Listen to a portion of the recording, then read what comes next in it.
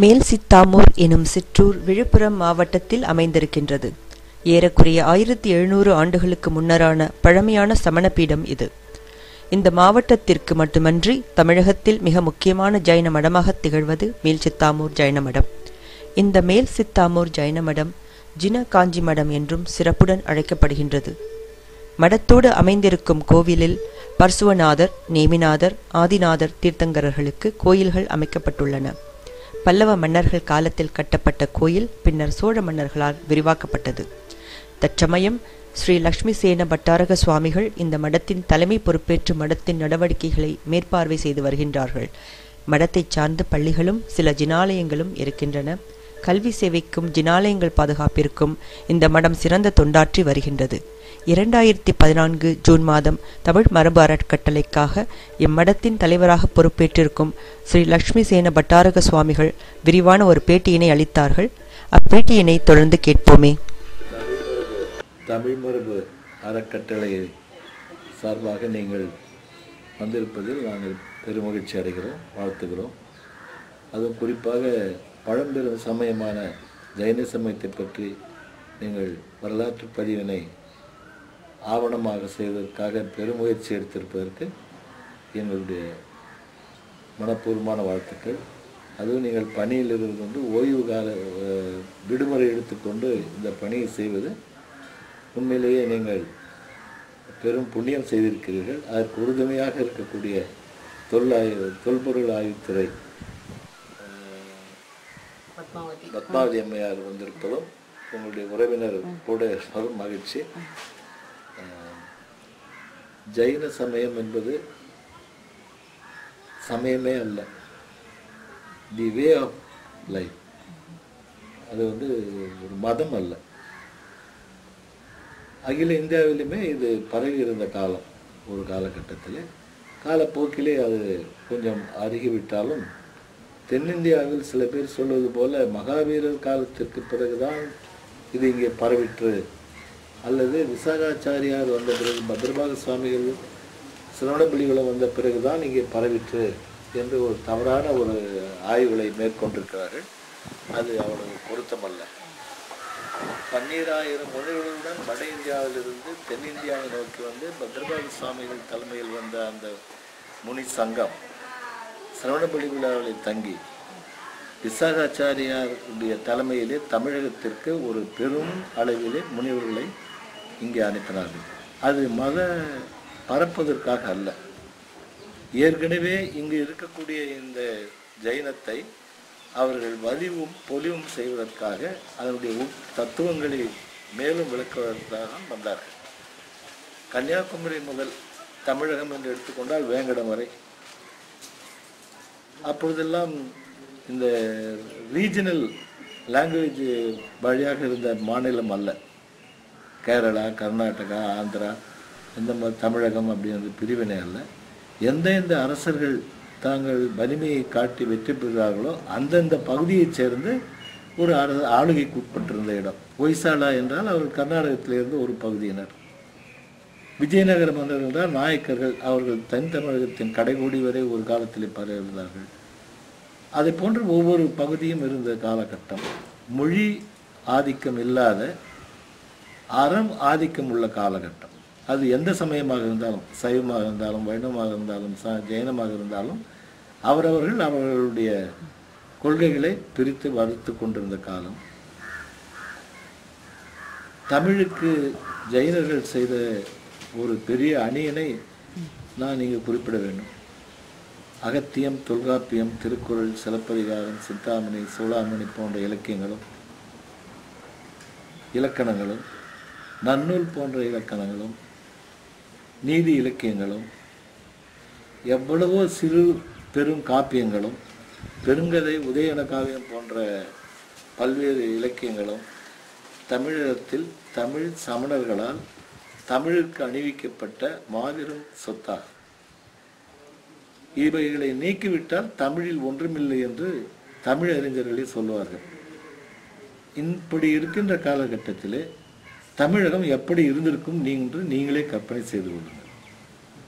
இடையிலே 7 அல்லது 8ஆம் நூற்றாண்டிலே மிகவும் பிரசித்தி புகழ்பெற்ற இந்த ஜைன சமுதாயம் அந்த காலகட்டத்திற்கு முன்புதான் எல்லா இலக்கியங்களும் படைக்கப்பட்டன. இலக்கணங்கள் நன்னூல் பிற்காலத்திலே வந்தது. எந்த சமயம் எந்த இலக்கிய இலக்கணங்கள் வளர்ந்து நன்கு தலைத்தோங்கி இருக்கின்ற காலத்தை களப்பிரர் காலத்திலே வந்தது என்று சொல்கிறார்கள். அதை பின்னால் வருகின்ற பிற சமயத்தவர்கள் அல்லது அந்த கொள்கைக்கு முரணான எண்ணம் கொண்டவர்கள் அது ஒரு இருண்ட காலம் என்று ஒரு காலத்தை இவர்களாக வகுத்து கொடுக்கிறார்கள். அது எந்த இடத்திலும் கல்வெட்டுக்களிலோ இலக்கியங்களிலோ அல்ல வரலாற்று பதிவுகளோ எங்குமே இல்லை. ஆனால் இந்த மாதிரியான ஒரு கற்பனையான ஒரு காலத்தை இவர்கள் கணித்து விடுவார்கள். நாம் அதை பற்றி கவலைப்பட வேண்டியதில்லை.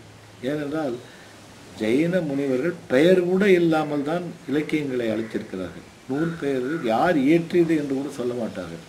ஏனென்றால் அது அவர்களாக உருவாக்கப்படவில்லை. வர்த்தமான தீர்த்தங்கர் காலத்திலே அவர்களுடைய அறவுரை மண்டபத்திலே வந்த அந்த அற உரைகளை வைத்துத்தான் இவர்கள் எழுதுகிறார்களே தவிர இவர்களாக ஒன்றும் தனிப்பட்ட முறையில் எழுதவில்லை. ஆகவே அவர்கள் அதை என்னால் தான் இயற்றப்பட்டது, என்னால் தான் அது உருவாக்கப்பட்டது என்று இவர்கள் அதை முன்னிலைப்படுத்துவதில்லை தங்களை. அப்படி ஒரு காலகட்டம். அது 7-8ஆம் நூற்றாண்டிற்கு பிறகு சில பக்தி இலக்கியங்கள் வளர்கின்ற காலகட்டத்திலே மத போராட்டங்கள் வந்தன. அப்பொழுது சில நிகழக்கூடாதவே நிகழ்ந்ததாக சொல்கிறார்கள்.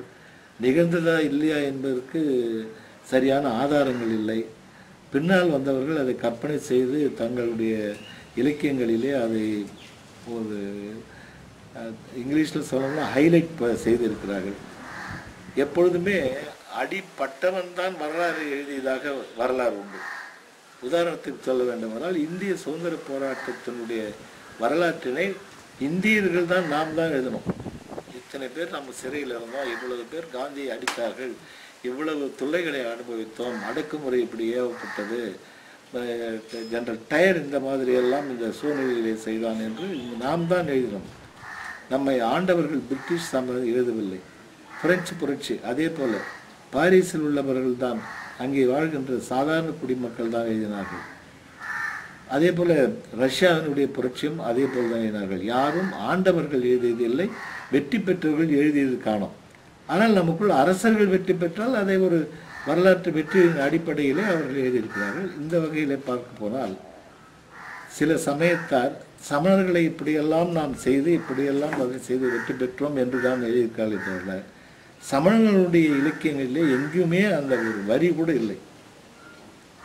எனவே அது நடந்ததா நடக்கவில்லையா என்பது பற்றி நாம் ஆய்வு செய்ய வேண்டியதில்லை. ஆனால் இங்கு ஒரு நல்ல தழைத்தோங்கிய மதங்கள் இங்கே இருந்திருக்கின்றன. அன்பு, அகிம்சை, ஒன்றாக நல்லது கொல்லாமை என்ற அடிப்படையிலே வளர்கின்றதில் காம்ப்ரமைஸ் அதற்கு எந்த விதமான சமாதானமும் செய்து கொள்ளாத ஒரே சமயம் ஜெயினம். அவர்களும் அன்பே செய்யும் என்றுதான் சைவத்தினரும் சொல்கிறார்கள். எல்லாம் நானே, நான் தான், நீங்கள் நான் இருக்கும் இடமெல்லாம் நல்லதே நடக்கும் என்று விஷ்ணு சொல்கிறார். ஆனால் நாம் இந்தியாவில் தோன்றிய சமயத்தை மட்டுமே நாம் அடிப்படையாக வைத்துக் கொள்ள வேண்டும். பிற நாட்டிலிருந்து வந்திருந்த சமயங்களை நாம் பொதுவாக எடுத்துக்கொள்ள வேண்டியதில்லை. ஆனால் அவர்கள் தமிழுக்கு அணிகலன் செய்திருக்கிறார்கள், அதையும் நாம் மறுப்பதற்கில்லை. அந்த வகையில் கிபி 7 எல்லாம் 8ஆம் நூற்றாண்டுகளிலே தமிழகம் முழுவதும் பரவியிருந்த ஜைனம் சில மத போராட்டங்களினால் அருகி குறுகி வட மாவட்டங்களிலே இன்று சற்று தழைத்தோங்கியிருக்கிறது. அது எப்படி தமிழகம் முழுவதும் பரவி இருக்கிறது என்று சிலர் நினைக்கலாம். குமரி முதல் வேங்கடம் வரை இன்றுள்ள மலைகளில் எல்லாம் மதுரையை சுற்றி எண்பெரும் குன்றத்து 8000 வாழ்ந்த இடமும் சரி, திருநெல்வேலி மாவட்டத்தின் அருகில் உள்ள தற்போது தூத்துக்குடி மாவட்டத்தில் உள்ள கழுகுமலையை எடுத்துக்கொண்டமானாலும் சரி, புதுக்கோட்டை அருகில் உள்ள சித்தன்ன வாசலை எடுத்துக்கொண்டு, இன்னும் நான் குறிப்பிட்டது ஏதோ உங்களுக்கு சில குறிப்புகளைத்தான் சொல்கிறேன். உத்தமபாளையம், கொங்கு நாட்டிலே எடுத்துக்கொண்டால் விஜயமங்கலம், ஜெயினபுரம், திங்களூர் போன்ற பல கிராமங்கள், பல ஊர்கள் அன்று தலைத்தோங்கி இருந்த இந்த அகிம்சை சமுதாயம் இன்றும் சைவர்களாகட்டும் வைணவர்களாகட்டும் அகிம்சையில் இருக்கிறார்கள். அவர்கள் சைவ உணவு என்ற தலைப்பிலே உள்ள காய்கறி உணவை மட்டுமே உண்கிறார்கள் என்றால் அதற்கு மூல காரணம் ஜெயினம் என்பதை யாரும் மறுப்பதற்கில்லை. கொல்லான் கொலை புரியான் புலாலை மறுத்தானை கைகூப்பி எல்லா உயிரும் தொடும் என்ற ஒரு அடிப்படை கொள்கை உண்டு. தன்னுயிர் நீப்பினும் தான் பிரிதோர் இன்னுயிர் நீக்கா செயல் மனிதர்களுடைய கொள்கையாக இருக்க வேண்டும். அதுதான் பின்னால் அதை ஜெயினர்கள் என்று சொல்லிவிட்டார்கள். ஆக ஜெயினம் என்பது சமயம் அல்ல என்பதற்காக நான் உங்களுக்கு அதை தெரிவிக்க விரும்புகிறேன். முகம்மதியர்கள் இந்தியாவை ஆட்கொண்ட பிறகு அவருடைய ஆளுகைக்கு உட்படும் போது நிர்வாணத்தினால் துறவிகள் இருப்பதை அவர்கள் ஏற்றுக்கொள்ளவில்லை. அந்த வகையிலே ஜெயினர் இந்த சமுதாயத்தை அடிப்படையிலே அவர்களுடைய அவையிலே செல்வது என்பது ஒரு கேள்விக்குறியாக இருந்தது. ஆகவே தன்னுயிர் நீப்பினும் செய்யக்க இன்னொரு பிரிவு நீக்காமை என்ற அடிப்படையில் தன் உடம்பே மிகை என்று நினைக்கக்கூடிய சமண சமுதாயத்தினுடைய முனிவர்கள் நிர்வாணத்தை தவிர வேறு அவர்கள் மற இயலாது என்ற சூழ்நிலை ஏற்பட்ட போது அதே அடிப்படை கொள்கைகளை கொண்டு வாழ்கின்ற அவர்களுடைய இளைய பட்டாளர்கள் அந்த ஒரு தலைப்பில் எங்களை போன்றவர்களை உருவாக்கினார்கள். அரசாங்கத்துக்கு அவருடைய அரண்மனைக்கு செல்வதிலும் சமுதாயத்தில் உள்ள பிரச்சனைகளை அவர்களிடம் முன்னிலை வைப்பதிலும் அப்பொழுது சமய தலைவர்களுக்கு ஒரு முன்னுரிமை வழங்கப்பட்டது. அந்த வகையில் ஒவ்வொரு சமயத்திற்கும் ஒரு ஆச்சாரியர் இருந்தபோது ஜெயின சமயத்திற்கு எங்களை போன்ற மடாதிபதிகள் அப்போது உருவாக்கப்பட்டார்கள். நிர்வாண முனிவர்களே தலைமை தாங்கி நடத்திய இந்த மடம் முதலாக 4 இடங்களிலே இந்தியாவிலே பழமையான மடமாக தோற்றுவிக்கப்பட்டது. டெல்லி, கோலாப்பூர், ஜனகாஞ்சி, பெனுகொண்டை. ஜனகாஞ்சி என்பது காஞ்சிபுரத்தின் ஒரு பகுதி. பெனுகொண்டை என்பது இப்போதைய ஆந்திராவில் அனந்தபுர் மாவட்டம். ஆனால் அந்த மடம் தற்போது கர்நாடகாவிலே நரசிம்மராஜபுரம் என்ற ஊரிலே இருக்கிறது. கோலாப்பூரிலே இருக்கிறது, மகாராஷ்டிரா. இந்த வகையில் காஞ்சிபுரத்திலே நிறுவப்பட்டு தமிழகம் முழுவதும் தலைமைப்பீடமாக அந்த மடம் நிர்ணயித்து நன்றாக தன்னுடைய ஆளுகையை நடத்தி கொண்டிருந்த போது புத்தர்களுக்கும் சமணர்களுக்கும் சில கருத்து வேறுபாடு இருந்த காரணத்தினால் நிர்வாக காரணங்களுக்காக காஞ்சிபுரத்திலிருந்து இங்கே மேல் சித்தாமூருக்கு அந்த நிர்வாகம் மாற்றப்பட்டது. அந்த அடிப்படையில் அந்த பூர்வீக மடமான ஜனகஞ்சி மடம் என்னும் அந்த பெயரை மட்டும் இந்த மடத்தின் பெயராக வைத்துக்கொண்டு நிர்வாகம் முழுவதும் மேல் சித்தாமூர் கிராமத்தில் இங்கே வரலாற்று அடிப்படையில் வைக்கப்பட்டது. இந்த சித்தாமூர் 1700-800 ஆண்டுகளுக்கு முன்பான பழமையான கிராமம். அந்த மூல நாயகனாக இருக்கக்கூடிய சிம்மபுரிநாதர் என்று சொல்லக்கூடிய பார்சநாதர் 23வது திருத்தங்கள் 1200 ஆண்டுகளுக்கு முன்பு பழமை பெற்ற இடம். அந்த 1700 ஆண்டுகளுக்கு முன்பு செதுக்கப்பட்டதாக சொல்லப்படும் ஆதிநாதர், நேமிநாதர், பார்சநாதர், பாகுபலி, புஷ்பாண்டினி அது அவுரங்காபாத்தில் உள்ள எல்லோரா போன்ற சிற்பகலா நிலைக்கு ஒப்புமைக்காக கல்வெட்டு ஆராய்ச்சியாளர்கள் அதை நினைக்கின்றார்கள். குந்தவை பிராட்டியனுடைய மூதாதையர் முற்கால சோழர்கள் இங்கே வந்து தங்கி பல்லவ பேரரசாகிய அந்த அம்மையார் இங்கே வந்து தங்கி அதற்கான ஏற்பாடுகளை செய்திருக்கிறார்கள்.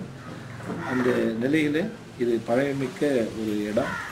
இந்த மடத்தினுடைய செயல்பாடுகள் அனைத்துமே அறச்சாலையாக இருந்திருக்கிறது.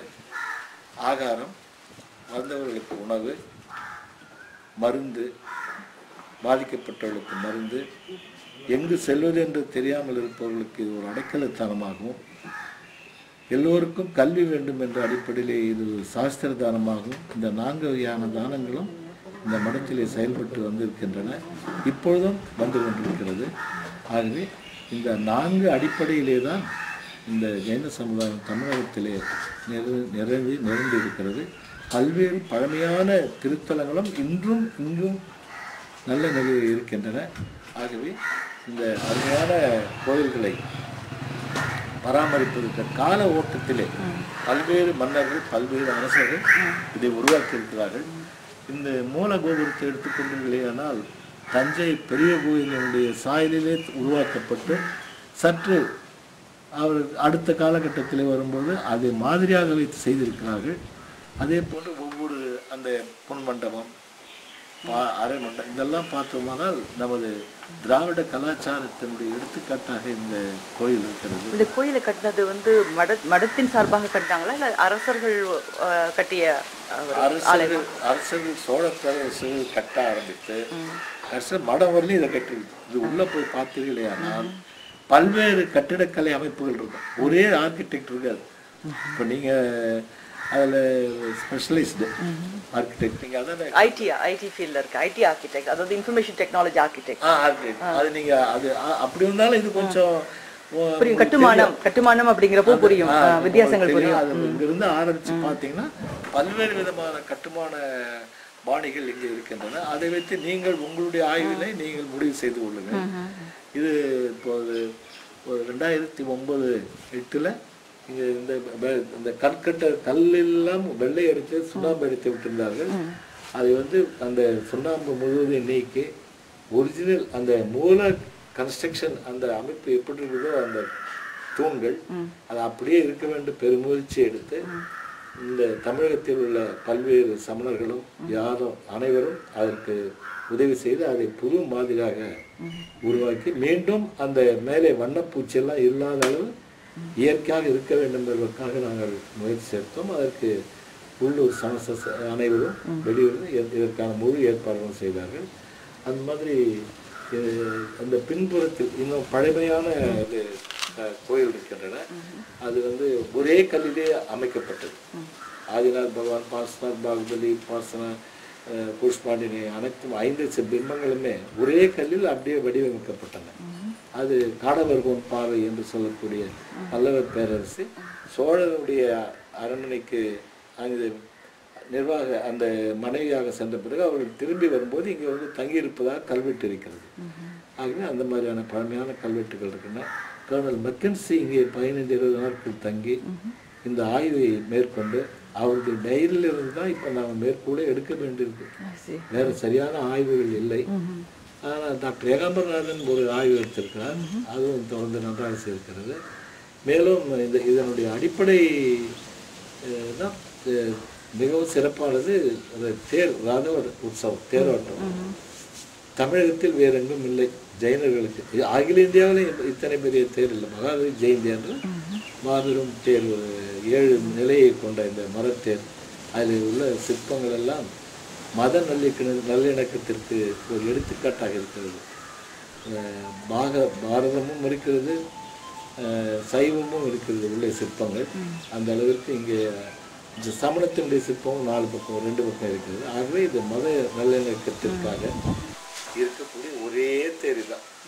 வேற ஒவ்வொரு ஊரில் இருக்கக்கூடிய தேர் அந்தந்த மூலநாயகனுடைய சைவம் என்றால் சைவத்தை பற்றி மட்டும் இருக்கும், வைணவம் என்றால் வைணத்தை பற்றி மட்டும் இருக்கும். இங்கே தான் எல்லா மதத்தினருடைய இதையும் இங்கே அமைத்திருக்கிறார்கள். அது ஒரு சிறப்பான அம்சம். இங்கே ஜாதி மத பேதம் என்று அந்த மகாவீரர் ஜெயந்தி அன்று எல்லா கிராமங்களிலிருந்தும் வெளிமாநிலங்களிலிருந்தும் இங்கே வந்து அந்த ரத உற்சவத்தில் பங்குபெறுபவர்கள் கணக்கில் அடங்காத அளவு இருக்கிறார்கள். பல்வேறு இலக்கிய நிகழ்வுகள், தமிழ் அறிஞர்களை கொண்டு ஆண்டுதோறும் சிறப்பான தமிழ் பணியும் அறப்பணியும் மக்களை மக்களாக தெரியாமல் இருப்பதற்கான வழிவகைகளை முதலில் அவர்களை மனிதர்களாக நெறிப்படுத்துவதற்கான வழிவகைகளை எல்லாம் சொல்லிக் கொண்டிருக்கிறோம். அந்த 10 நாட்களும் யார் வேண்டுமானாலும் வந்து உணவு அருந்தி செல்வதற்கான இலவச ஏற்பாடும் இங்கே 10 நாளும் நடைபெறும். அதனால் இங்கே இவர் தான் சாப்பிட வேண்டும், அவர்கள் தான் அந்த வேறுபாடு இல்லாமல் இங்கே நடைபெற்று. இப்போ திருவிழா பற்றி சொன்னீங்க சுவாமிகள்.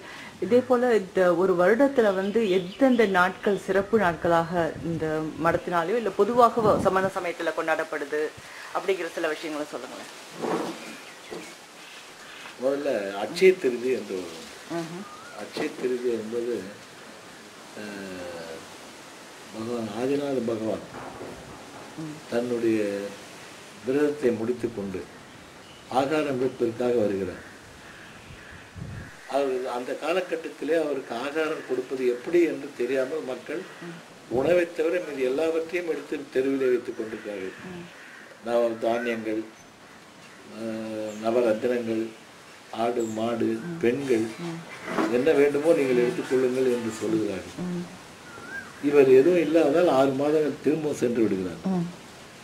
திரும்பவும் 6 மாதம் கழித்து இவர் வரும்பொழுது அவருடைய முற்பிறவியிலே மனைவியாக இருந்து இந்த பிறவியிலே சயன்சகுமாரன் என்று ஒரு பிறவியை எடுத்து இருக்கக்கூடிய கனவிலே, முற்பிறவியிலே நீ இருந்த உன்னுடைய கணவர் இப்போது இந்த பிறவியிலே ரிஷபமுனியாக வருகிறார், அவர் ஆகாரம் கொடுப்பதற்காக வருகிறார், அதற்கான ஏற்பாடு செய்வோம் என்று கனவிலே வந்த நிகழ்ச்சியை வைத்து அவர் மறுநாள் அந்த முறையாக வரவேற்று அவருக்கு முதலாக கரும்பு சாறை கொடுக்கிறார். அதுதான் முதலாக ஆகார தானம் எப்படி மனிதர்கள் அளிக்க வேண்டும், எப்படி முனிவர்கள் அதை ஏற்றுக்கொள்ள வேண்டும் என்ற முறையை முதல் நியமிப்பதால் அது அட்சய திருதி. அது அந்த திருதி 3ஆம் நாள் ஏகாதசி துவாதசி திருதி அப்படின்னு சொல்லுவாங்க. அந்த திருதியை வந்த நாள் அட்சய திருதி என்று புகழ்பெற்ற அந்த நாள் தான். அந்த நேரத்திலே அந்த சேரசகுமாரனுடைய இல்லம் பொன் மழை பொழிந்து நவரத்தனங்களால் பொழியப்பட்டு ஆடை ஆவணங்களால் பட்டாடையாக மாறிவிடுகின்றன. அதை வைத்துத்தான் இன்று என்னன்றாங்க, எல்லாரும் அட்சய திருதின உடனே ஒரு குண்டுமணி நகையாவது போய் வாங்கிடணும் போறாங்க, குண்டுமணி அளவு தானம் பண்ணணுன்ற எண்ணம் வரல. இப்போ நேர்மாற மாறி போயிருக்கு காலத்தினுடைய இது. அந்த பொருளை பொருளாக நினையாமல் பொருளை பொருளாகவே நினைக்கக்கூடிய காலமாக மெய்ப்பொருள் இது என்று அறியாமலே நிலை மாறிவிட்டது. அது ஒன்று. அட்சய திருதி அடுத்தது திருவிழாக்கள், மகாவீர் ஜெயந்தி, தீபாவளி, 3 மாதத்துக்கு 4 மாதத்துக்கு ஒரு முறை நடைபெறும் ஆஷ்டானிக மன்னம், ஒரு 8 நாள் விதி, அப்புறம் 10 தர்மங்களை அடிப்படையாக வைக்கிற தசராட்சரம். இந்த மாதிரி ஒவ்வொரு மாதமும் பண்டிகைகள் இருக்கின்றன, விழாக்கள் இருக்கின்றன, சாதாரண தனிப்பட்ட நோன்பு போன்றவைகளும் இருக்கின்றன. அதில் முக்கியமாக எடுத்துக்கொண்டால் சதுர்தசி 4ஆம் நாள், பஞ்சமி 5ஆம் நாள், அது அஷ்டமி, அது பௌர்ணமி, திரும்பி அந்த தேய்பிறையில கிருஷ்ணபட்சத்திலே வரும்போது சதுர்தசி, பஞ்சமி, அஷ்டமி, 3 3 6 1 7 நாள் மாதத்திலே இதுவே விரதங்கள் இருக்கக்கூடியதாக ஆகிவிடுகிறது. 8 நாள் 9 நாள். நீங்க அந்த மாதிரி எடுத்துக்கொண்ட முதல் ஆண்டிற்கு பெரும்பாலான பகுதிகள் தன்னுடைய உடலையும் உயிரையும் சரிவநிலையை வைத்துக் கொள்வதற்காக உயிர் செய்வது பூரா இந்த பஞ்சேந்திரியங்கள், 5 செய்யக்கூடிய அத்தனை துஷ்ட இதுக்கும் அனுபவிப்பது உயிர். உயிர் ஒன்றுமே செய்யல, அது நல்லா இருக்குது. ஆனா அது தன்னை தானே உணராது இருப்பதற்கான வழிகளை தடைக்கற்களாக இருப்பது இந்த 5 இந்த 5 அரவாயின்னு சொல்லுவார்கள். 5 நாகம். இந்த 5 நாகமும் சும்மா இருக்கிறது இல்லை, ஏதாவது ஒன்று பண்ணிகிட்டே இருக்கும். ஆனால் அதனுடைய ஒரிஜினலாக நம்ம மூலமாக எடுத்துட்டோம்னா பகவானை நன்றாக பார்ப்பதற்காக கண்ணும், பகவானுடைய அறச்சொற்களை கேட்பதற்காக இந்த காதும், அறத்தை பற்றியே பேசுவதற்காக இந்த வாயும், அவரை அர்ச்சனை செய்யும் போது வரக்கூடிய நறுமணத்தை நாம் நுகர்வதற்காக இந்த மூக்கும், அவரை வணங்குவதற்காக இந்த கையும், முனிவர்களுக்கு ஒரு கவலமாவது ஆகாரம் கொடுக்க வேண்டும் என்பதற்காக இந்த கையும், அவர்கள் மோட்சமடைந்த இடத்திற்கு செல்வதற்காக இந்த காலும் இருக்கிறது என்பதை பெரும்பாலான மக்கள் உணராததுதான். எந்த சமயத்திலும் உணராததுதான். எல்லா சமயங்களையும் சொல்றேன், சமயத்திலையும் சொல்றேன். யாரும் உணராததுதான் நமக்கு வரக்கூடிய வினைகள் வாழ்ந்து கொண்டே செல்கிறது. நாம் எதுக்காக இந்த நாட்டு உலகில் பிறந்தோம், நாம் என்ன செய்ய வேண்டும், நாம் நமக்கு என்ன செய்ய வேண்டும், அடுத்தவருக்கு என்ன செய்ய வேண்டும். நாம் எல்லா உயிர்களும் இன்பமாக வாழவே விரும்புகின்றன. ஆனால் நிலையான இன்பம் இது என்பது அறியாமல் பிறவி சுழற்சியில் சிக்கி தவிக்கின்றன. நிலையான இன்பம் இதுதான் என்பதை உலகிற்கு அகிம்சை மூலமாக அறவழி காட்டியவர்கள் தான் தீர்த்தங்கரர்கள், 24 மகான்கள். ஆகவே அவருடைய வழியிலே நாம் சென்றோமானால் நிச்சயமாக நாம் நல்லது கிடைக்கிறதா இல்லையா என்பது வேறு பிரச்சனை. நிச்சயமாக நாம் கடுமையான துன்பத்திலே ஈடுபட மாட்டோம், ஈடுபட இயலாது, ஈடுபட வாய்ப்பில்லை என்பது மட்டும் நிச்சயம். அதனால ஆக்குவது ஏதெனில் அறத்தை ஆக்குக, போக்குவது ஏதெனில் வெகுளி போக்குக, நோக்குவது ஏதெனில் நல்ல ஞானம் நோக்குக, காக்குவது ஏதெனில் நல்ல விரதம் காக்க. இந்த உலகத்தில் உள்ளவர்கள் முனைய வேண்டும், முயற்சிக்க வேண்டும். வழிகாட்டிகள் நிறைய பேர் இருக்கிறார்கள். இருந்தார்கள். ஆனால் இப்போ வழிகாட்டுபவர்கள் இல்லை, வழிகாட்டிகள் தான் நின்று கொண்டிருக்கின்றன. ஆகவே நல்ல வழியிலே செல்வதற்கு நாம் அனைவரும் முயற்சிப்போம். உங்களுடைய இந்த அருமையான பதிவுகள் நீங்கள் வெளியே அதை எப்படி செய்வீர்களோ நான் அறியவில்லை. அது நிச்சயமாக சமுதாயத்திற்கு பயன்படும் என்பதில் எந்த விதமான இருவேறு கருத்துக்கள் இருப்பதற்கு வாய்ப்பில்லை. ஒன்று வந்து கடவுள் அப்படிங்கிறது வந்து சமண சமயத்தில் எவ்வாறு விளக்கப்படுகின்றது? தீர்த்தங்கர்களுக்கு நம்ம முக்கியத்துவம் ஆலயங்கள் அப்படின்னு நம்ம வாசிக்கிற போது தீர்த்தங்கர் ஆலயம் அப்படிங்கிறது தெரிய வருது. அப்ப கடவுள் அப்படிங்கிற கொள்கை எப்படி சொல்லப்படுகின்றது? கடவுள்னு ஒரு தனியா ஒரு தெரியல ஒன்று. அவர் வந்து ஆக்கவும் இல்லை, அழிக்கவும் இல்லை, படைக்கவும் இல்லை. ஆக்கல், அழித்தல், படைத்தல் மூணு வருது அந்த இதுல. மூன்று அவருக்கு அந்த வேலை கிடையாது. ஜைன சமயத்தில் நான் கூட கடவுள் ஆகலாம், நீங்களும் கடவுள் ஆகலாம். ஏன்னா உங்களுடைய உள்ள உயிர் ஆன்மா அதுக்கு தகுதி பெற்றது. ஆனால் அந்த தகுதியை பெற்றதுக்கு நாம் அறியவில்லை. நம்முடைய உயிர் புனிதமான உயிர் என்பதையே நாம் இன்னும் அறியல. அதனால்தான் நம்ம கடவுள்ல ஒருத்தரை வச்சு, பட் ஏன் அந்த மாதிரி தீர்த்தங்களை வச்சிருக்காங்கன்னா அவங்க கைடு, உதாரணமா இருக்கிறாங்க. ஆமா, வழிகாட்டி. இப்ப நீங்க இங்க இருந்து வல்லம் வந்தீங்க, சித்தாமூர் 2 கிலோமீட்டர் அப்படின்னு ஒரு வழிகாட்டி இருக்குன்னு வச்சுங்களேன். நீங்க அது வழிகாட்ட வழியில் தான் போகணும். அதை போய் கெட்டியா பிடிச்சிக்க முடியாது. நீங்க அந்த கைடு அந்த போர்டை போய் கெட்டியா பிடிச்சின்னு வச்சுங்க, அது கொண்டு போய் உங்களை சித்தாம்பூர்ல விடாது. அது எந்த வழியில காட்டுறதோ அந்த வழியில போனதான் நீங்க சித்தாம்பூர் ரீச் பண்ண முடியும். நீங்க எல்லாத்துக்கும் அதே மாதிரிதான். நீங்க சென்னையிலிருந்து புறட்டு வரீங்கன்னா NH 45 நம்பர், அங்கிருந்து நீங்க எப்படி வரும், திண்டிவனம், திண்டிவனத்திலிருந்து எப்படி வரும், அதெல்லாம் வழி. ஆனா வழி காட்டி தான் அங்க இருக்கும், வழிதான். ஆனா வழிகாட்டியே நம்மளை வந்து கொண்டாந்து விட்டுறது. அதனால நம்ம அவர்கள் வழிகாட்டிய நிலையிலே இருக்கக்கூடிய பாதையை நாம் செம்மைப்படுத்தி இருக்கக்கூடிய பாதையிலே நாம் நடந்து சென்றால் நாமளும் அவர் சீட்ல தான் போயிடலாம். நான் உன்னை எதற்காக வணங்குகிறேன், வினையின் நீங்கி விளங்கிய அறிவன் முனைவன் கண்டது முதல் நூல். அதுதான் அந்த நூல் எப்படி இருக்க வேண்டும் என்றால், ஒரு நூல் எழுதுறாங்கன்னா மெய்ப்பொருள் காட்டி உயிர்க்கு அரணாகி துக்கம் கெடுப்பது நூல். அந்த மெய்ப்பொருள் எப்பொருள் எத்தன்மை தாயினும் அப்பொருள் மெய்ப்பொருள் காண்பது அறிவு. நமக்கு அது வரணும். அது எல்லா நூலும் மெய்ப்பொருள் காட்டும்னு சொல்ல முடியாது. அதே போல மெட்டீரியல் எப்பொருள் எத்தன்மை தாயினும் அப்பொருள் மெய்ப்பொருள் காண்பது அறிவு. அது ரெண்டு, ஒன்று சொல், ஒன்று பொருள். அதுதான் எப்பொருள் யார் யார் வாய் கேட்பினும் அதனுடைய மெய்ப்பொருள் என்ன. அப்புறம் எப்பொருள் எத்தன்மை தாயினும். இப்போ வெள்ளையா இருக்கிறது சுண்ணாம்பு தண்ணி கூட வெள்ளையா இருக்கும். ஆனா பாலா சுண்ணாம்பு தண்ணியா நாம அதை அனலைஸ் பண்ணணும். அதுதான் நம்ம உண்மையா எத்தன்மை தாயினும் அப்பொருள் மெய்ப்பொருள் காண்பது அறிவு அப்படின்னு. மோட்ச மார்க்கஸ்ய நேத்தாரம் பேத்தாரம் கர்ம பூபுரதாம் ஞாத்தாரம் விஸ்வ தத்வாலாம் பந்தே தத்குண லப்தே. மோட்ச மார்க்கத்திற்கு வழிகாட்டி வரும், வினை என்னும் மலைகளை பொடி பொடியாக்கி வரும்.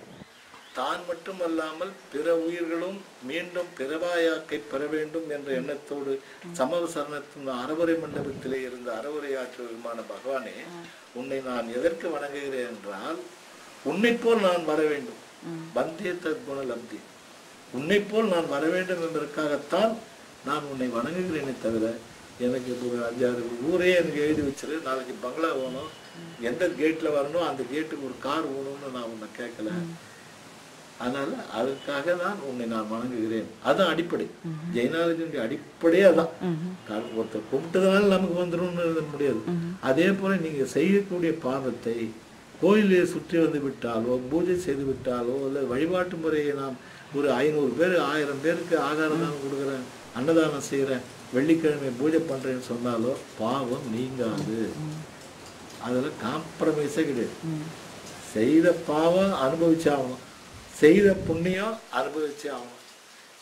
இருள் சேர் இருவினையும் சேரா இறைவன் பொருள் சேர் புகழ் புரிந்தார் மாட்டேன். இருவினையும் போகணும், நல்வினை தீவினை ரெண்டும் போனாதான் நம்ம எல்லாத்தையும் போயாகணும். வெளியில போயிடலாம் மேல. தீவினை போயிடுச்சு, நல்வினை இருக்குதுன்னா நல்வினைக்கு உண்டாந்து இங்கேயே எல்லாத்தையும் நாம முடிச்சிருந்தோம். அதுக்கு அங்க கடை கிரெடிட் வச்சுட்டு அங்க போக முடியாது.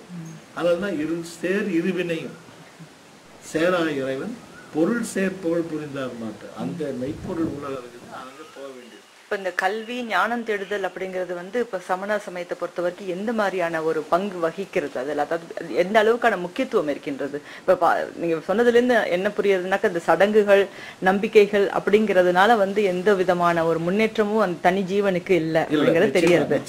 அப்போ ஞானம் தேடுதல் அப்படிங்கிறது தான் வந்து வாழ்க்கை பாதையை காட்டுற ஒரு நல்ல ஒரு நெறி மாதிரி.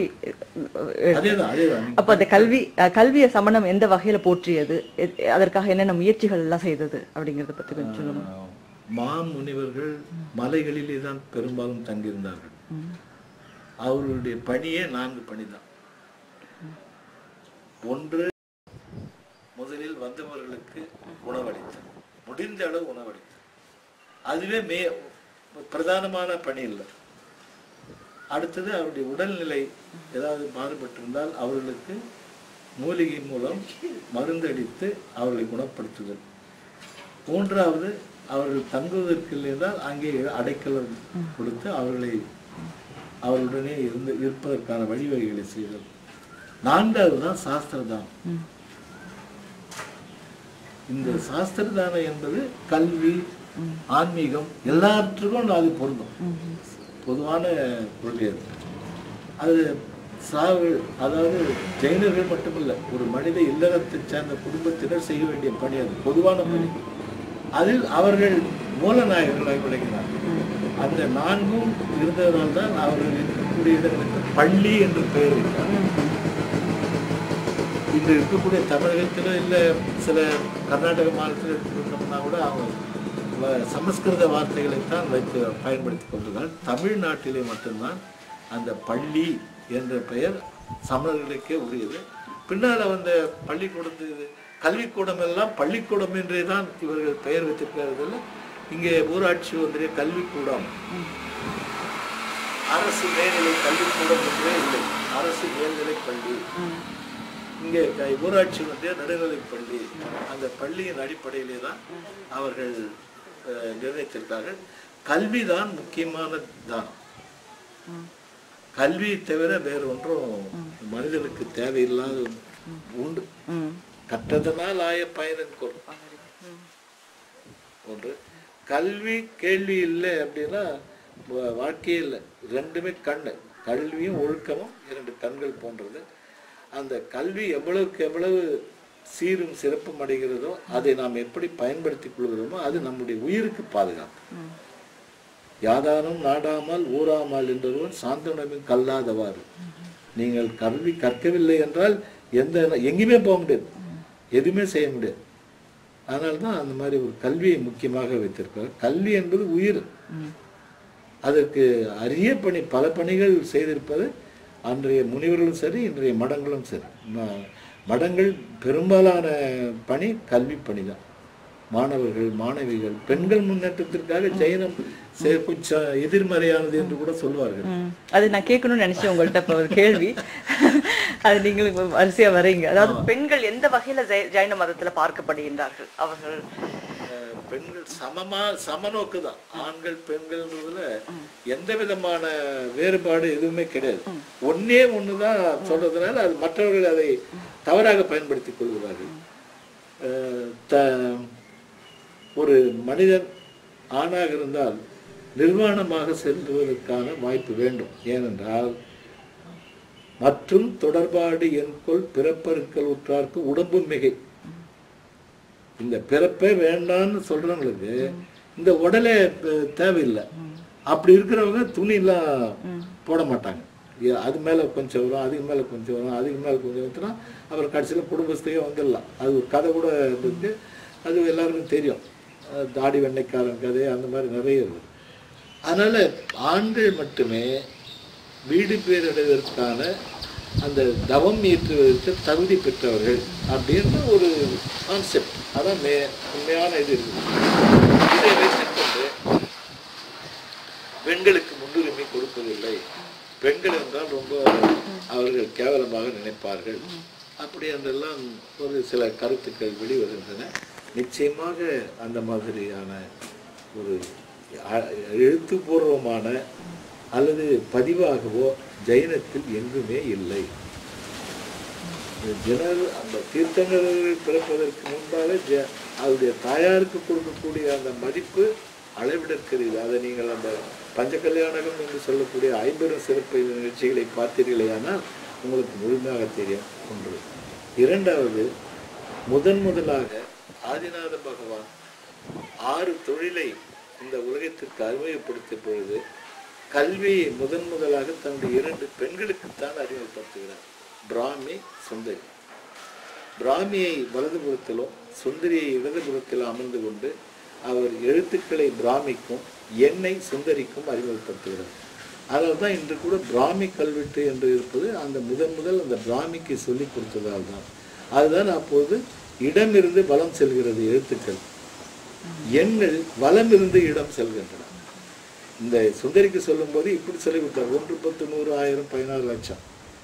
பிராமிக்கு சொல்லி கொடுத்தா ஆ ஆ ஈ போகும்போது இப்படி போகும். அதனால முதல் அவர் தன்னுடைய மகன்களுக்கு கூட அல்ல, மகளுக்குத்தான் முதல் அறிமுகப்படுத்தினார். இன்றைய கல்வெட்டுக்கள், இன்றைய எழுத்துக்களுடைய மூல காரணமே அந்த பிராமி என்ற எழுத்துக்கள் பேரே அதான், வேற ஒண்ணுமே கிடையாது. ஆகவே நிச்சயமாக பெண்களுக்கு அவர்கள் தான் சமவசனத்திலிருந்து எல்லா இடத்திலும் பெரும்பான்மையாக இருப்பவர்கள். நமது சமயத்தை சார்ந்தவர்கள்ன்றதல்ல, பொதுவாக பெண்களுக்கே முன்னுரிமை உண்டு. நீங்க சிலப்பதிகாரம் எடுத்துக்கிட்டீங்கன்னா கண்ணகி தெய்வம் ஆக்கி அந்த அளவு கொண்டு போய் மேல ஏற்ற இளம்பவடிகள் தானே, கவுந்தேடிகளை கூட வச்சுதானே கண்ணகியினுடைய பெருமையை உலகிற்கு வந்தது. அது சில பேர் சொல்லுவாங்க அது வேறு சமயத்தை சார்ந்த. உண்மையாளர்கள், நடுநிலையாளர்கள் அது சம காப்பியம் என்பதை ஏற்றுக்கொள்வது தயங்குவதே இல்லை. எவ்வளவு பேர் சொல்லியிருக்காங்க. அதனால அது ஒரு பிரச்சனையே இல்லை. பெண்களுக்கு முக்கியத்துவம் இல்லாத எந்த சமயமும் இல்லை. குறிப்பாக ஜெயனம் அந்த மாதிரி இல்லை. அதே போல சிந்தாமணியில் எடுத்துக்கிட்டோம்னா அந்த ஜீவகனுடைய தாய், ஜீவனை மணந்த 8 பெண்கள் எல்லாருமே மிகவும் சிறந்த ஒழுக்கத்திலும் தன்னுடைய கல்வித்திறனிலும் மேம்பட்டவர்கள். எந்த நூலானாலும் எடுத்துங்க. அதே போல உதயணன் காவியம், சூளாமணி, இந்த மாதிரியான காவியங்கள் முழுவதுமே பெண்களை மையமாக கொண்டு அருமையாக புனையப்பட்டது. அதில் எந்த விதமான மாறுபாடும் இல்லை. அவர் அந்த தவம் மேற்கொள்வதற்கான உடல் கூறுகள் இல்லாத காரணத்தினால், முடியாத காரணத்தினால் அவர்களால் அது தகுதி இல்லை. நேராக மோட்சம் செல்ல முடியாத பெண்கள் என்பது ஒரு காரணம் தானே தவிர வேறு வகையில் எந்த இதுவும் ஜைனத்தில் மாறுபாடே கிடையாது.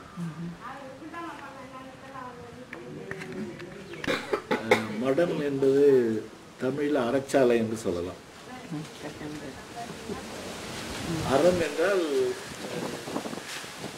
தர்மம் என்பது மட்டுமே அறம் அல்ல. தர்மம் என்பது ஒரு பொது இது. ஒரு கொடுப்பது என்பது தர்ம அறமம் என்பது இல்லை. அது பாத்திரம் இருந்து பிச்சை எடுது, அது மாதிரிலாம் நிறைய வருது. முக்கியமானது 4 நான் ஏற்கனவே சொல்லியிருக்கிறேன். பசித்தவருக்கு உணவு, 2வது ஔஷதம் மருந்து, 3வது தங்குவதற்கான இடம், 4 கல்வி. இந்த 4 வகையிலும் 4ஐயும் நாங்கள் சமமாக செய்து கொண்டு வருகிறோம். ஒரு காலகட்டத்தில் இங்கே சமஸ்கிருத கல்லூரி கூட இருந்திருக்கிறது. அது 1960 அது அதனுடைய பணி நிறைவு பெற்று விட்டது. அதன் பிறகு அதுக்கான தகுதியான ஆசிரியர்கள் இல்லாததால் இந்த மடத்திலே இருந்து பல்வேறு இடத்திலும் மாணவர்கள் படித்துக் கொண்டிருக்கிறார்கள்.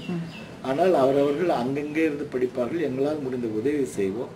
இங்கு மாலையிலே எந்த விதமான மத வேறுபாடு இன்றி சிறப்பு பயிற்சி, அதாவது டியூஷன், அந்த மாதிரி நாங்கள் ஸ்பெஷல் டீச்சர்ஸ் வர வச்சு எல்லா எதில் வீக்கான ஸ்டூடெண்ட்ஸ் இருக்காங்களோ அவங்க ஸ்கூல்ல இருந்து அவங்க எச்எம் கிட்ட சொல்லி அவங்கள மாலையில் வர வச்சு அவர்களுக்கு சிறிது உணவு வந்தவற்றை கொடுத்து அதாவது யார் அந்த பாடத்தில் சிறப்பு பயிற்சி அவர்களையெல்லாம் வரவழைத்து நாங்கள் இங்கே இலவசமாகவே, அதாவது ஸ்டூடெண்ட்டுக்கு இலவசம், டீச்சர்ஸுக்கு ஏதாவது ஒரு ரெனுமரேஷன், ஏன்னா அவங்க வந்து போகிறதுக்காக அந்த மாதிரி கொடுப்பது. அது ஒரு வகையில் கல்வியை பொறுத்தவரையில் அது செய்து கொண்டிருக்கிறோம். இத்தனை வகையான அறக்கட்டளைகள், கல்வி அறக்கட்டளைகள் இருக்கின்றன என்பதை மாணவர்களுக்கு தெரிவித்து அவர்கள் தகுதியானவர்கள் கல்வி உதவித்தொகை பெற வேண்டும் என்பதற்காக அதற்கு முக்கியமான வழிவகை செய்து கொண்டிருக்கிறோம். அது கல்வியை பொறுத்தவரை அது இங்கே ஆதார தானம் என்பது யார் வேண்டுமானாலும் வந்து இங்கே உணவு அருந்திவிட்டு செல்லலாம். என்ன இதில் முக்கியமானது உள்ள கோயில் உள்ள ரெஸ்ட்ரிக்ஷன், அந்த மூலநாயகர் இடத்துக்கு போனோம், அந்த கர்ப்ப மண்டபத்துக்கு உள்ளே போனோம் அப்படின்னா வெஜிடேரியனாக இருந்தால் தான் உள்ளே போகலாம். ஏன்னா நாங்கள் அதை வந்து ஒரு ரூல்ஸ் அண்ட் ரெகுலேஷனாக வச்சுக்கிறோம், கொள்கை முடிவாக வச்சுருக்கோம். ஆனால் பெண்களும் செல்லலாம், பெண்கள் செல்லலாம், ஆனால் அவங்க வெஜிடேரியன். ஓகே, அதான் முக்கியமானது. ஏன்னா அதுவும் நாம வைக்கலைன்னா நம்மளுடைய பிரின்சிபல்ஸ் காணாமல் போயிடும். அதுதான் உண்மையான இது. அது 2. 3 இங்கே வந்து இப்போ ஒரு உதாரணத்துக்கு சொல்கிறேன்னு வச்சுங்களேன், எங்கள் டீச்சர்ஸ் போஸ்டிங் போட்டு வருவாங்க புதுசில், கிராமம் இடம் தெரியாது, அவங்க வந்து இது பண்ணாங்கன்னா உடனே இங்கே வருவாங்க. இந்த மாதிரி நீங்கள் உங்களுக்கு வேறு இடம் கிடைக்கிற வரையும் நீங்கள் இங்கே இருக்கலான்ட்டு நாங்கள் ஒரு ரூமை அவங்களை அலாட் பண்ணுறோம். உணவு வசதி இல்லைன்னா இங்கேயே சாப்பிட்டு சொல்லுவோம். அந்த மாதிரியான வகைகளும் உண்டு. அதுக்கு அடுத்தது ஷெல்டர், அது ஒரு வகையில் மாணவிகள் கூட இந்த எக்ஸாம் எழுத வரவங்க போகிறவங்களும் அன்னைக்கு இங்கே தங்கிடுவாங்க. அந்த ஸ்பெஷல் கிளாஸ் அதெல்லாம் கூட இருந்துச்சுன்னா இங்கே வாத்தியார் ஆசிரியர்கள் முழுவதும் இங்கே வந்து செல்வார்கள். எந்த இடத்துல வேணாலும் அவங்க இருக்கக்கூடிய வசதிகளையும் அவர்களுக்கு வேண்டிய உணவு வசதிகளும் செய்து கொடுக்குறோம். அதே போல் இங்கே பள்ளிக்கு 2.5 ஏக்கரா வந்து ஸ்கூல் இந்த இடம் வந்து தானமாக கொடுத்துருக்குது. மருத்துவமனைக்கு நாங்கள் 7 ஏக்கரா இங்கே தானமாக கொடுத்துருக்கோம். இந்த மாவட்டத்திலேயே ஸ்டேட்லேயே சொல்லலாம், ஒரு ஹாஸ்பிட்டல் பிரைமரி ஹெல்த் சென்டருக்கு 7 ஏக்கரா கொடுத்து, ஹெட் குவார்ட்டர் ஹாஸ்பிட்டலுக்கே இவ்வளோ இடம் இல்லை. அந்த அளவுக்கு மடம் தான் அது ஃப்ரீ, எல்லாமே ஃப்ரீ. கூட்டுறவு சங்கத்தினருக்கு இலவசமாக கொடுத்துருக்கோம். ஆக நாங்கள் நேரடியாக அதில் ஈடுபடவில்லை என்றாலும் அதற்கு பின்னணியாக இருந்து அந்த மாதிரியான ஒரு கல்விக்கூடங்கள் மருத்துவமனைகள் வருவதற்காக முழுமையாக இந்த மடம் உதவி இருக்கிறது. தமிழகத்தில் உள்ள எந்த ஜினாலயங்களும் எல்லாவற்றிற்கும் தலைமைப்பிடம் இந்த ஜனகஞ்சி மடம் தான். அது எல்லா நிகழ்ச்சிகளும் முன்கூட்டியே எங்களையும் கேட்பார்கள். இந்த தேதியில் வைத்துக்கொள்ள வேண்டும் என்று அவர்கள் வந்து ஆலோசனை சொல்லி சாஸ்திரியார்கள், வேத விற்பனர்கள், திருமலை சுவாமிகள் இவர்களெல்லாம் வைத்து தேதி நிர்ணயம் செய்து பஞ்சகல்யாண வைபவங்கள், திருவிழாக்கள், ஆண்டு விழாக்கள், நோன்புகள் இந்த மாதிரியானவற்றை இங்கே வந்து நிர்ணயம் செய்வார்கள். பத்திரிகை அழைப்புகள் இந்த கிராமங்களிலே சேர்ந்தவர்கள் அழைப்புகளை போட்டு முதலில் வந்து இங்கே மொத்த அழைப்புகள் வைத்து நம்ம மடத்தினுடைய முத்திரையை பதித்து அங்கீகாரம் பெற்று எல்லா கிராமங்களுக்கும் அனுப்புவார்கள். இந்த மாதிரியான முறையிலே மடம் சீரும் சிறப்புமாக நடைபெற்று வருகிறது. காலப்போக்கிலே மேலும் பல கல்விக்கூடங்கள் இங்கே வர வேண்டும் என்று முயற்சி செய்து கொண்டிருக்கிறோம். அதில் வெற்றி பெறுவோம் என்ற ஒரு நம்பிக்கை இருக்கிறது. உங்களை போன்ற இது மாதிரியான நல்லவர்கள் வந்து இது பல இடத்துல இது வந்து படும்போது சரி இங்கே நாம் செய்ய வேண்டும் என்ற எண்ணங்கள் உதிக்கலாம்.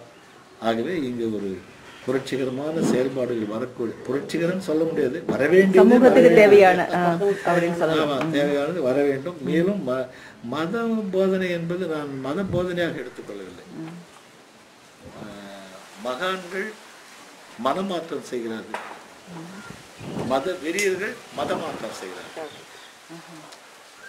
நீங்க மத போதனையே கிடையாது, அறபோதனை. அவன் புத்திசாலியா இருந்தா அவன் அதை ஃபாலோ பண்ணிடுவான். எந்த உயிரையும் கொள்ளாதேன்னு மகாவீரன் சொல்லிருக்கிறாரு, இயேசு கிறிஸ்து சொல்லிருக்காரு, நபிகள் நாயகன் சொல்லிருக்கிறாரு, இப்போ சமீபத்துல நம்ம வள்ளலாரும் சொல்லிருக்கிறாரு, நீ எந்த உயிருக்கும் தீமை செய்யாது, எல்லா உயிரையும் தன் உயிர் போல் நினை. இப்போ நாங்கள் ஒரு 4 நாளைக்கு முன்னிட்டு ஞாயிற்றுக்கிழமை கர்தினால் லூல் சாமியினுடைய நினைவு அஞ்சலிக்கு எங்களை அழைத்திருந்தார்கள். நாங்கள் போய் பேசிட்டு இருந்தோம். அங்கே பார்த்தேன், இப்போதான் அதை பார்த்து வரேன். போயிட்டு பெரிய சர்ச்சுக்கெல்லாம் நிறைய இடம் இருக்கு. ஆமாம், அது சொல்கிறேன். சரி சரி. அந்த மாதிரி நான் எல்லா மத நிகழ்வுகளுக்கும் சாய்ப்பார்கள். ரம்ஜானுக்கும் கும்பிடுவாங்க. அவங்க சாயங்காலம் கஞ்சி வச்சிருந்து இது பண்ணும்போதே நான் சொல்லுவேன், நபிகள் நாயகன் எந்த உயிரை வெட்டி சாப்பிட சொல்லியிருக்காரு சொல்லுங்க, லிஸ்ட்டை காட்டுங்க. நீங்களா உங்களுடைய சூழ்நிலைக்கு ஏற்ப மாற்றி விட்டீர்கள். ஆனால் நபிகள் நாயகன் பெயரால், ரம்ஜான் அல்லாவின் பெயரால் நீங்கள் உணவு அருந்தி கொண்டிருக்கிறீர்கள். அதே போல் தான் கிறிஸ்தவ மதத்தில் செல்லும்போது ஜேசஸ் கிறிஸ்து, கிறிஸ்மஸ் இந்த மாதிரி போன்ற காலங்களிலும் பல்வேறு நிகழ்ச்சிகள் நான் செல்லும்போது அதே தான் சொல்லுவேன். எந்த மகான்களும் உயிரை கொல்லணும்னு சொல்லவே இல்லை. நான் மதம் அறுவுரையாக நினைத்துக் கொள்ளார்கள். மகான்கள் சொன்னது தான் நான் சொல்லுகிறேன் அப்படின்னு தான் நான் சொல்லிட்டு வருவேன். இப்போ ஞாயிற்றுக்கிழமை அதான் சொன்னேன். கார்டினல் ரூல்ஸ்தாமி போப்பாண்டவர்களுடைய 9 முக்கியமான அமைச்சரவையில் அவர் ஒருவர் நம்ம செஞ்சி பகுதியை சேர்ந்தவர்கள். அவருடைய குடும்பமே எனக்கு நன்றாக தெரியும். ஆகவே அவருடைய நினைவாஞ்சலி இரங்கல் கூட்டத்தில் பேசும்போது கூட நான் இதுதான் சொன்னேன். அப்போ தான் ஒருத்தர் சொன்னார், all roads lead to Rome but all views leads to Jain Maharaj அப்படின்னு சொல்லிட்டு. ஏன்னா அந்த காவி துணிக்கும் கிறிஸ்தவர்களுக்கும் கொஞ்சம் ஒத்து வராது, முஸ்லிம்ஸும் ஒத்து வராது. அது எந்த அடிப்படையில் வருதா இல்லையா நான் போகல. ஆனால் நாம் பேசுறது அவங்களுக்கு ஒரு நல்ல கான்செப்ட் நல்லா சொல்லியிருக்காங்க. இப்போ இந்த காவின்னு சொன்னோன்னு ஒரு கேள்வி வருது. இந்த காவி வர்ணத்தை தேர்ந்தெடுத்ததுக்கான காரணம் என்னன்னா, அந்த உடை நீங்க மாறின பிறகு, அதாவது நீங்க சொன்னீங்க ஒரு காலகட்டத்தில் பிறர் சந்திக்க நேரத்துல நமக்கு அந்த உடைங்கிறது தேவையா இருக்கு, அதை அறிமுகப்படுத்துனாங்கன்ட்டு. இதனால இந்த வர்ணத்தை எடுத்தாங்க, அதோட பின்னணி என்னன்னு சொல்லுங்க. ஒவ்வொரு வண்ணத்திற்கும் ஒரு குணம் உண்டு. பொதுவாக நமது மேன்மக்கள், சான்றோர்கள், சமுதாய ஆர்வலர்கள் அவர்கள்லாம் இந்த காவிக்கு பொறுமையும் தியாகமும் ஒரு எண்ணம் வரக்கூடிய வண்ணம் இந்த கலர். அதனால தான் நீங்கள் நம்ம நாட்டு தேசிய கொடி எடுத்தீங்கன்னா கூட மேலே ஆரஞ்சு கலர் வரும். தியாக எண்ணங்கள், தியாகிகளால் செய்யப்பட்டது. அதனால அந்த வண்ணம் அது. அதனால எல்லாருமே நீங்க பார்த்துக்கிட்டீங்கன்னா அந்த தியாக எண்ணத்தோடு இருக்கிறதுக்காக இந்த வண்ணத்தை இது எல்லா சமுதாயமும் எல்லா மதவாதிகளும் எடுத்துக்கிறாங்க. இதுல ஒரு வேடிக்கை என்னன்னா, சாமியாருன்ற போர்வையில் இருக்கிறவங்க கூட இதை போட்டு பண்ணலாம். என்னோட கேள்வி ஏன் வந்ததுன்னாக்க, வெள்ளை உடையை உடுத்தலாம், அது ஒண்ணு இருக்கு. ஆனா இந்த அறிமுகப்படுத்தின சமயத்தை எதனால வெள்ளையில் இல்லாம இந்த வர்ணத்தை எடுக்கிறதுக்கான காரணம் என்ன? இது முன்னாடி ஏற்கனவே சமண சமயத்தில் இந்த வர்ணம் இருந்ததா அப்படின்னு தெரிஞ்சுக்கணும். நீங்க கேட்டது ரொம்ப அருமையான கேள்வி. இதை நான் ரொம்ப எதிர்பார்த்தேன். நான் அதனால சொல்லாம நீங்க கேட்டுட்டீங்க. இதுலயே சேத்தாம்பரர் அப்படியே திகம்பரர்னு பிரிவு ஏற்படும் போது சேத்தாம்பரர் வெண்மை நிறம்னு பேர், வெள்ளை உடை, வெள்ளை அந்த வெள்ளை பண்ணாங்க. திகம்பரர் ஆடையே இல்லாத, அதனால வெள்ளை ஆடை கொடுத்துனாங்க. அதுல எப்படின்னு கேட்டீங்கன்னா, வெள்ளை யார் வேணாலும் தம்பி கூட ஒயிட் தான் போட்டு வருது. நீங்க ஒயிட் யார் வேணாலும் பண்ணலாம். அதே நேரத்தில் அந்த காலகட்டத்திலே கணவனை இருந்தவர்கள் வெள்ளை உடை அணிய வேண்டும் என்று ஒரு பாரம்பரியம் இருந்திருக்கிறது. இப்போலாம் நீங்க சேலம் மாவட்டம் அந்த மாதிரி போனீங்கன்னா ஆட்டோமேட்டிக்கா ஒயிட் போட்டுருவாங்க. அதுல எல்லாமே வெள்ளை. இப்போ நான் ஒயிட் பேண்ட் ஒயிட் ஷர்ட் போட்டிருந்தேன் ஒரு காலத்துல. அப்போ நான் சாமியார்னு சொல்ல முடியாது. வெறும் வேஷ்டி மேல ஒரு துண்டு போட்டுருவோம். ஒயிட் சாரி கட்டியிருந்தா அவர்கள் துறவியாகவும் இருக்கலாம், கணவனை இழந்தவர்களாகவும் இருக்கலாம். அப்படி சில எவ்வளோ பிரச்சனைகள் வரும்போது இந்த காவி நிறம் ஆரஞ்சு அந்த கலர் அந்த வண்ணத்திலே வரும்போது தியாகத்திற்கு மட்டுமே உரியது என்பதால் அந்த துறவி என்பதற்கு ஒரு எடுத்துக்காட்டாக இந்த நிறம் நிர்ணயிக்கப்பட்டிருக்கு. அதான் நீங்க எந்த இதில் வேணாலும் எடுத்துக்கலாம். இது இந்த மாதிரி கலர் சாதாரணமாக யாராவது போட்டால் கூட என்ன சாமியார் கலர் போட்டிருக்கீங்கன்ற மாதிரி ஆகிப்போச்சு. இப்போ எல்லாமே இப்போ போட ஆரம்பிச்சிட்டாங்க.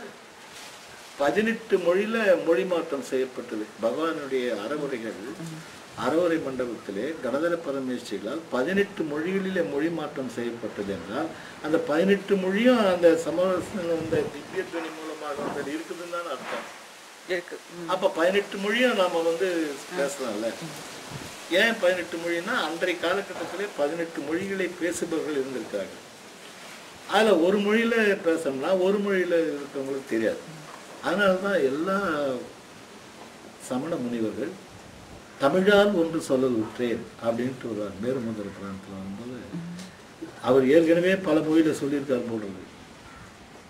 அதனால திரும்பி இங்க தமிழ்நாட்டுக்கு வரும்போது அவர் பிறந்து தமிழ்ல சொல்லும்போது தமிழால் ஒன்று சொல்லல் உற்றேன்.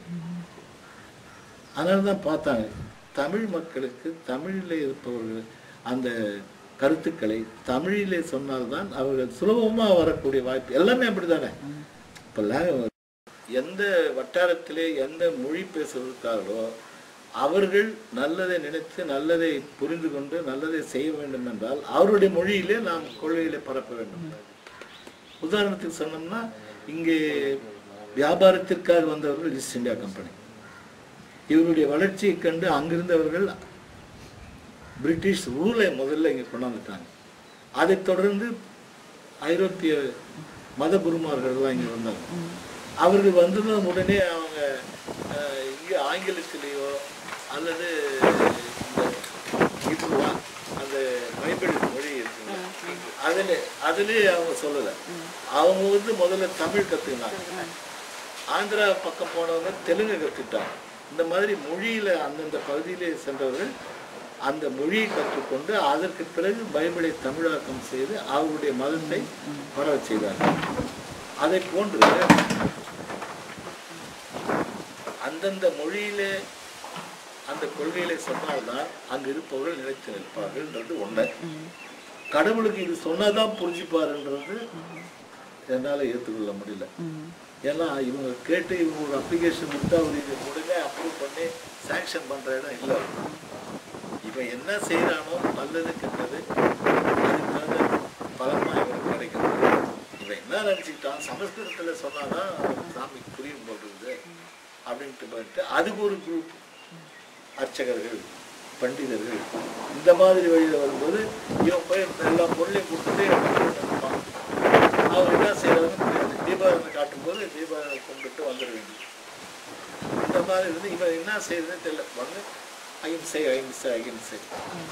ஆனால் உண்மையான அறக்கோட்பாடு சரியான வழியில் தெரிந்து கொள்வதற்கான வாய்ப்பில்லாததால் எல்லாமே இப்பொழுது அந்தந்த மொழியிலே அனைத்து வழிபாட்டு முறைகளும் வந்து விட்டன.